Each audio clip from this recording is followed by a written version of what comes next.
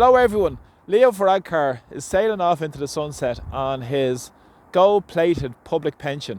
Upwards of €271,000 being paid to Leo Varadkar this year from the public purse, following his resignation as a TD and as former Taoiseach.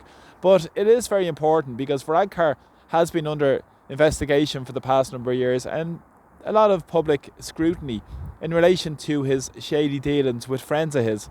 Most recently, it was the issue around the not for circulation confidential document that was leaked to a friend of his, Dr. Matthew O'Toole, of the National Association of General Practitioners, an organisation that's now defunct and also coincidentally had its offices on Kildare Street, just across the street from Leo Varadkar. He leaked this document 4 years ago, which, as I said, was confidential, not for circulation. He received it from the Minister for Health, Simon Harris, and he also received another copy that he sent to a friend of his, Dr. Matthew O'Toole, at his home address. Now, this followed a lot of anger and public outcry around this leaking of a confidential document, which is a clear breach of ethics legislation and also a clear breach of constitutionally of cabinet confidentiality, which is enshrined in Article 28 of the Irish Constitution. But these pieces of legislation and constitutional rights and obligations don't matter to Leo Varadkar, because we've seen over the last number of years investigations being launched by the Standards of Public Office. 3 years ago, the SIPO decided there wasn't a case to answer for Leo Varadkar following a split vote amongst the higher echelons of SIPO. Now, a High Court order was taken by a number of individuals, and this found that there should be a follow-up investigation taking place by the Standards of Public Office.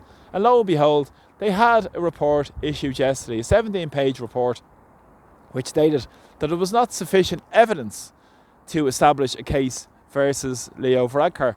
Now, isn't this interesting? Leo Varadkar, not a case to answer when it's a confidential, not for circulation document. Now, as I said, this has far-reaching consequences in Irish political life and demonstrates the lack of accountability in Irish political life.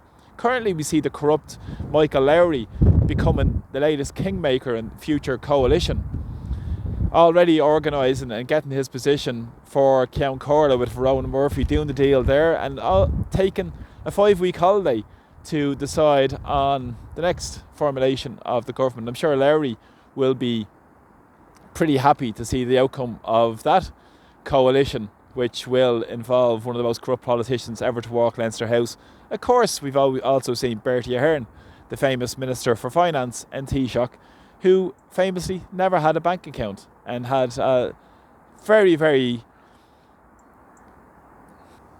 shady dealings. But again, it's getting rehabilitated by the national media in Ireland over the last number of years, and it's forgotten about his part in the financial crash also.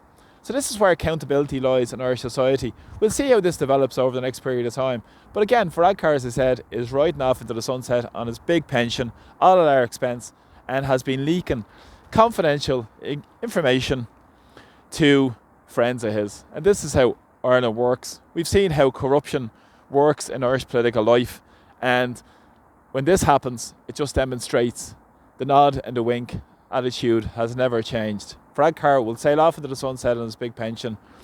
This will be brushed under the carpet, and what will happen is people will move on to the next story until they stand up and say enough's enough in Irish political life.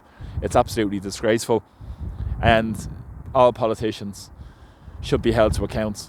But it seems to be one rule for the political classes and another rule for ordinary people. We see that with people, for instance, going to jail for not paying their TV licence, not paying other issues, very, very minor issues again, which is an attack on ordinary working class people. But again, it's to keep their power and privilege alive. And also we see the release yesterday of Enoch Burke following over 500 days at various times being in prison.